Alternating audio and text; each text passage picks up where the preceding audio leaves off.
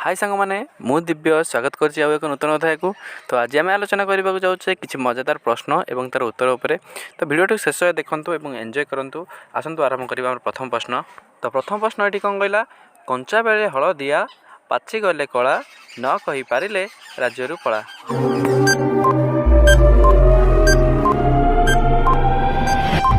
उत्तर हेउची खजुरी। खजुरी कंचा बेले हलदिया थाए पाची गले कला होता है। द्वितीय प्रश्न कौन कहला, कला घास बणे धइले चोर नख मुनरे ता हेला विचार।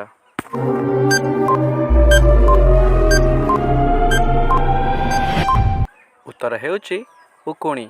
उकुणी को आम मुंडरे धरता और नखरे मारी था। तो 3 नंबर प्रश्न कौन कहला, गछ लगेइली फलिबा पाई फल पाचिला हेले झड़िला नहीं।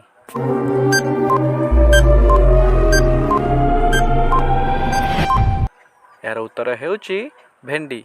भेंडी फलटी सुखी थाए केबे गछरु झड़ी न थाए। परवर्ती प्रश्न कौन कहला, कहार जन्मदिन प्रतिवर्ष आसे नहीं।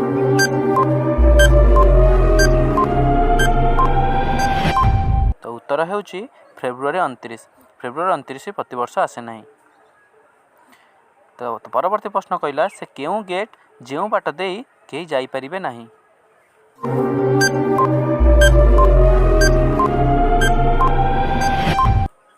उत्तर हेउची कोलगेट।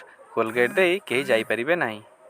तो परवर्ती प्रश्न कौन कहला, हाथ नहीं कि गोड़ नहीं किंतु से मुंडरे बसे से कौन।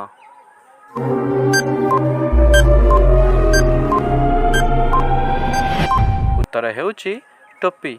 टोपीर हाथ नहीं कि गोड़ नहीं किंतु से सब बेले मुंडरे ही बसी थाए। परवर्ती प्रश्न कहला कौन, आपणक दोष नथिले मध्य से आपणकु बांधी रखी थाए से किए।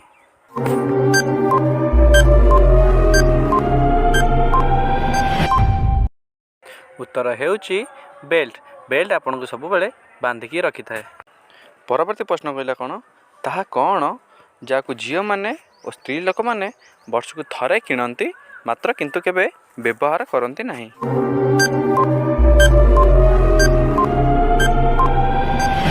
उत्तर हेउची राखी। राखी को झियो माने और स्त्री लोक माने वर्ष को थरे किणंती किंतु ताकु केबे व्यवहार करंती नहीं। परवर्ती प्रश्न कहला कौन, ताहा कौन जहाँ पानी हेले मध्य खरारे सुखे नहीं।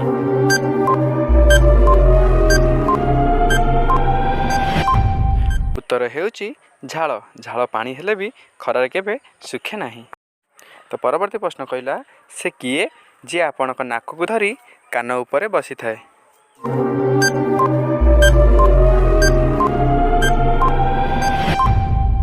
उत्तर हेउची चषमा।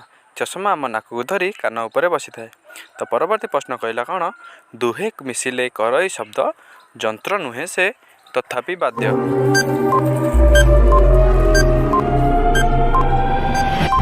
तो यार उत्तर हेउची ताली। तो परवर्ती प्रश्न कहला, आसिला बड़ चढ़ई बसिला डेणा मेलेई धइला माछ खाइला नहीं।